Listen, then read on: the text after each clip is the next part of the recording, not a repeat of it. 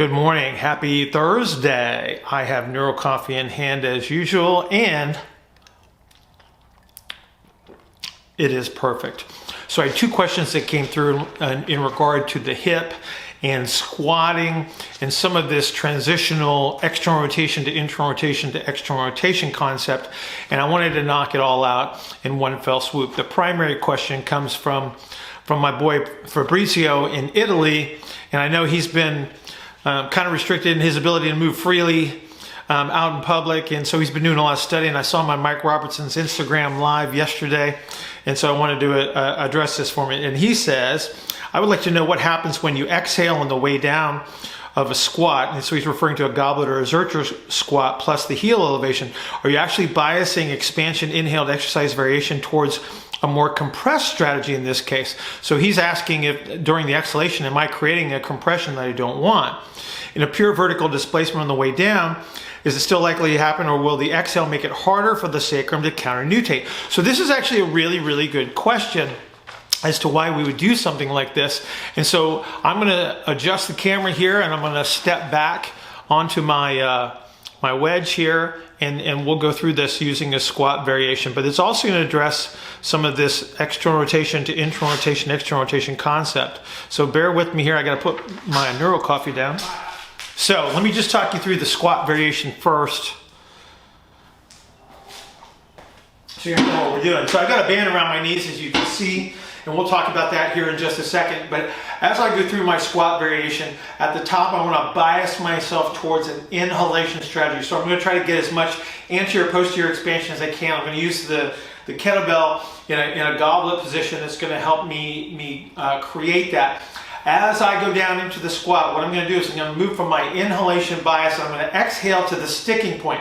It is normal to go towards internal rotation and an exhalation strategy through the sticking point. That is through your maximum propulsive phase. So if you've ever done a really, really heavy squat and you felt that transition where it's hard to push through, you're kind of grinding through, that's your sticking point.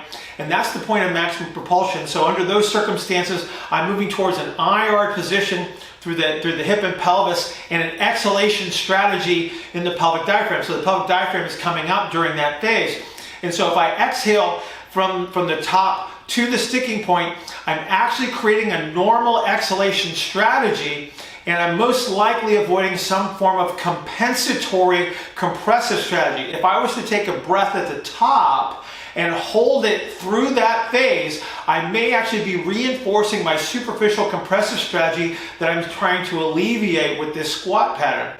Now, once I get through the sticking point, I'm going to re-inhale, and I'm going to sit down into the squat. And that's actually going to allow me to create that anterior posterior expansion again and promote more counternutation into the depth of the squat. Now, why the band? So I'm not pushing out into external rotation. I want to avoid that. What I'm going to try to do is keep my hip, my knee, and my foot in line, so I create a fixed point at the femur with a little bit of an external rotation tension here.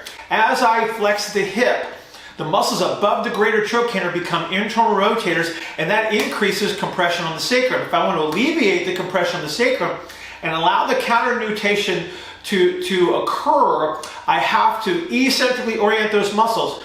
So the band pushing in towards internal rotation, and me maintaining my external rotation bias will actually eccentrically orient those muscles.